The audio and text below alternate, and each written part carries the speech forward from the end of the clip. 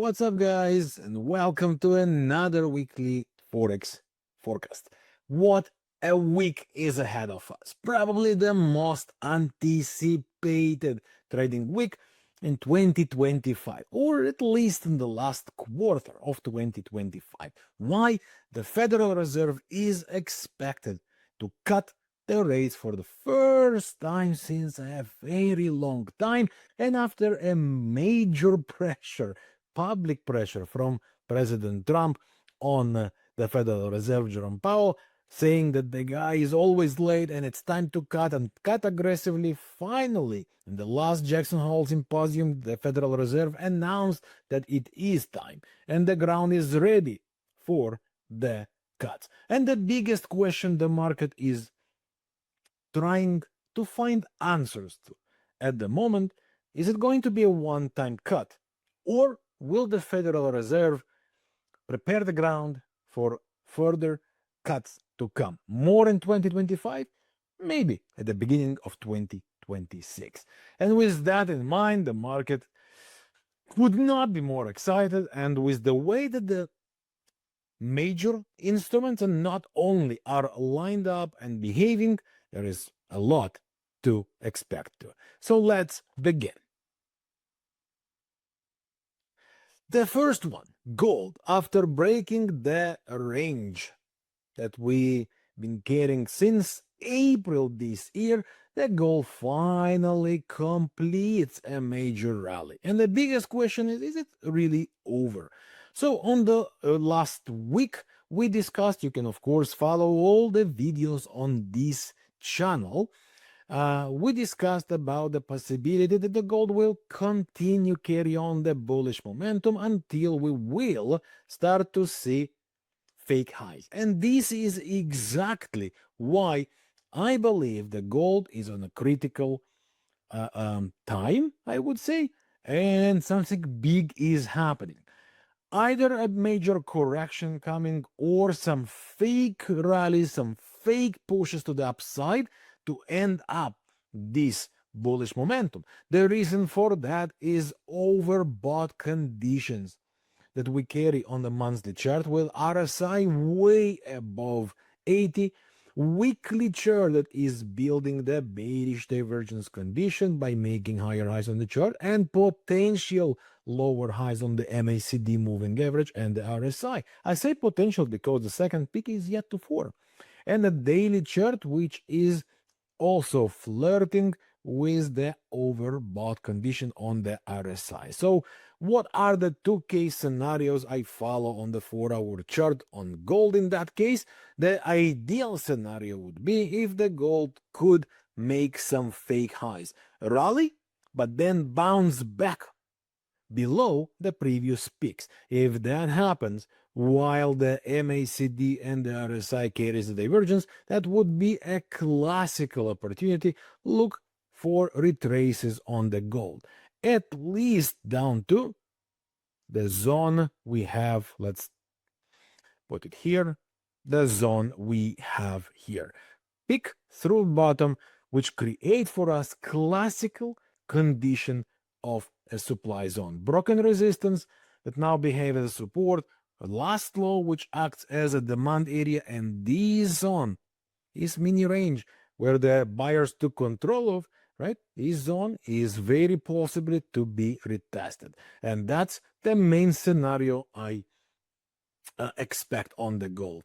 The alternative scenario, if gold managed to build a zigzag, which is 2 waves down followed by 2 waves up or some range, and then manage to break that down. In that case, I would expect the same drop towards the same zone we discussed before. That's somewhere around the 35.75, potentially down to 35.10 at least. And I say at least because once that happens, there is a very big probability we're going to even see it lower than that for the longer run. And a quick observation on the dot chart, which you can find here on the toolbar. Here is why this is such a great zone we just discussed about. Look what happens here. The dots are very close to each other, right? And then boom, gapping, You see the gap between these two dots? And then look what happens. Let me take it to the rectangle. Then once again it goes flat, loading up some money, loading up some buyers before the next push take place. Usually when that happens, we come to retest such zone, and this is the same zone we discussed before. That's why I believe as soon as these peaks take place, don't rush with sells, but watch for the fake highs forming. That should be a great indication the sellers are more interested in gold than the buyers, at least on the short term. The next one, S&P. While everyone is trying to figure out where it is going to peak and is it going to peak, which has real probability for that, but the S&P at the moment, despite all the technical signs, continue the bullish momentum. It has a clean structure of higher highs, higher lows on all the time frames, weekly, monthly, and of course the daily. However, if you carefully examine the daily chart, you would see that on the daily chart, let's zoom out a little bit so you can see that cleaner. On the daily chart, we have a clean rising channel with the top of the channel connecting on all the peaks is basically in between the 66, 40, maybe even through 67. That means simply we are coming close to a critical area where I believe is going to peak and a big correction is coming. The most important thing here is not to guess where the correction actually happened, but wait for the signs. And until it happens, the bullish pressure still on. That did not change. So let's break down what kind of reversal signs are common around such prolonged divergences and technical slowdowns. Because if you take a look here, this is an obvious slowdown. So one scenario which is not so common but happens is final run, which happens fast before much bigger turnaround and crash. That could happen. It did happen in the past, and it is technically correct, setting up a trap, making the rally, making new money. Those who missed the fun believe that it is unstoppable, bring all their buys before it is crashing down. That is one scenario. Clean peak there, fake peak on the MACD, ticking to the downside after topping a positive high and making the move down.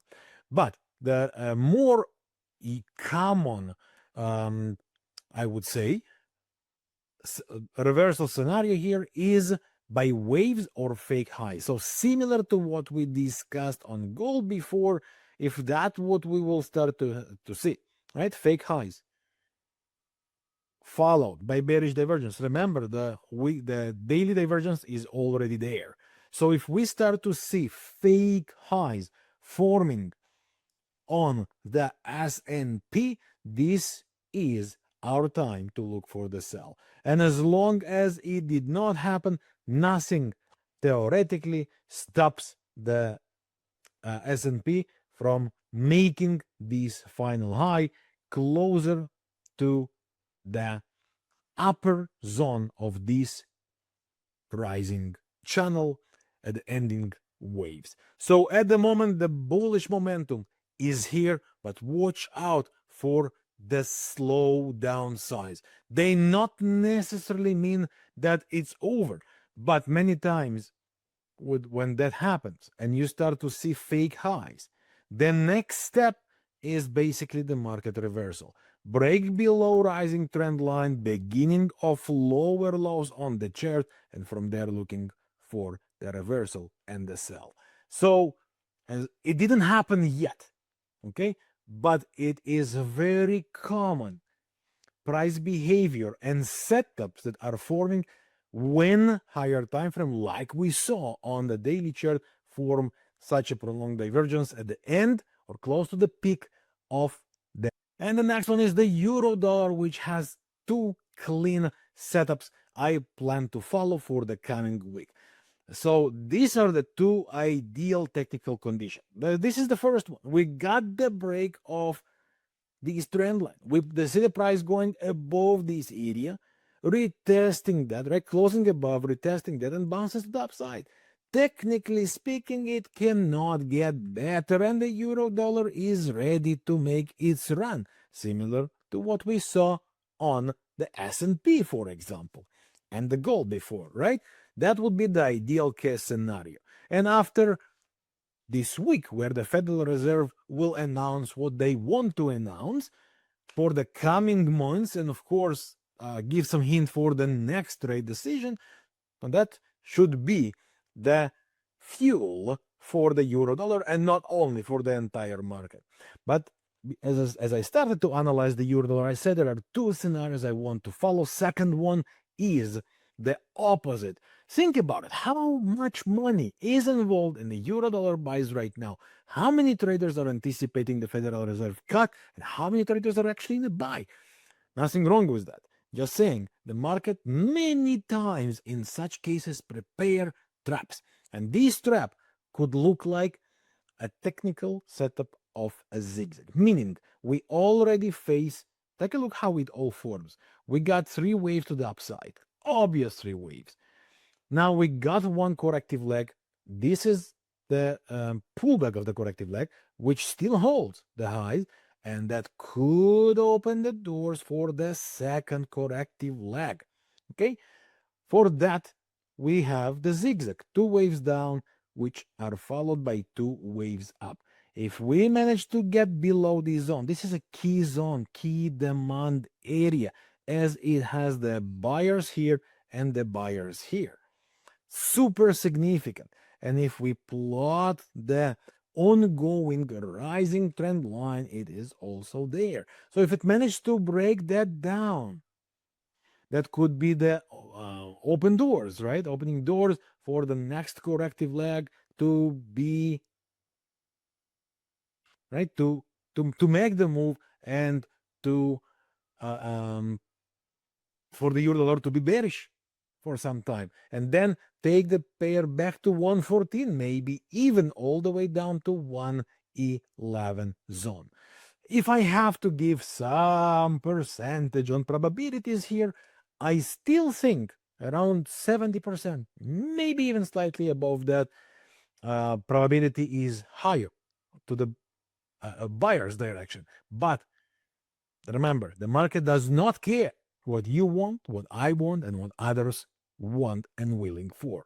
The market will do what the market has to do. And that's your job as a trader, to be prepared for all the price action, for all the probabilities, all the scenarios, and react to the way the price act. Final one for today is the Bitcoin, which is approaching some key levels right here. Beautiful supply zone and slightly higher.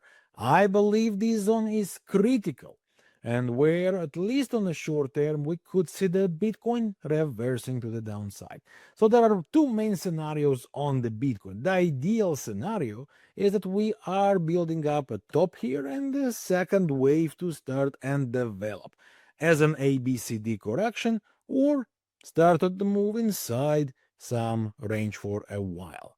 Okay, as the daily chart have the supply zone, right, we have these three waves down, and this is the current play high, and this is the last high from the uptrend before the trend change.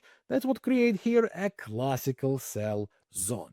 And as it develops the zone, if we go to the 4-hour chart, currently, as we can see, there are no signs against. The Bitcoin is under a bullish momentum, right? What will stop it there? So what I want to see here at that zone is some slowdown condition, something like that, right? Some higher highs inside the area, lower highs on the MACD and the RSI, and that would be the hint it's time to sell. As long as it did not happen, theoretically, Bitcoin has no reason to stop until it does enter the key zone. Okay, now this is for the short term how I expect it to enter the zone. But what else could happen here on the Bitcoin? And that is similar to the whole market, to what we saw on the euro dollar as well. This is a potential developing wedge at the end of the three waves, meaning there is a great chance of the Bitcoin to go and make another high here inside this wedge, maybe even get out of that before the next reversals takes place. So take the daily supply levels we saw into consideration, keep it in mind, of course, but as long as the reversal signs did not happen, Bitcoin is still on the short run under the bullish pressure. Okay, and after making the drop to the downside and completing a bullish divergence, the current retrace back inside the supply zone seems not fully completed. And that's why in the short term, the bullish momentum is still there. Pay attention to the supply. This supply, at least on the short term, could create strong bearish pressure on the buyers. That's it for this trading week. I hope you find value in this one. Please hit the like button below the video if you enjoy the trading opportunities, and subscribe to this channel if you find value in the trading opportunities and you want to see more of them. Wish you good trading ahead, and I'll see you soon with more.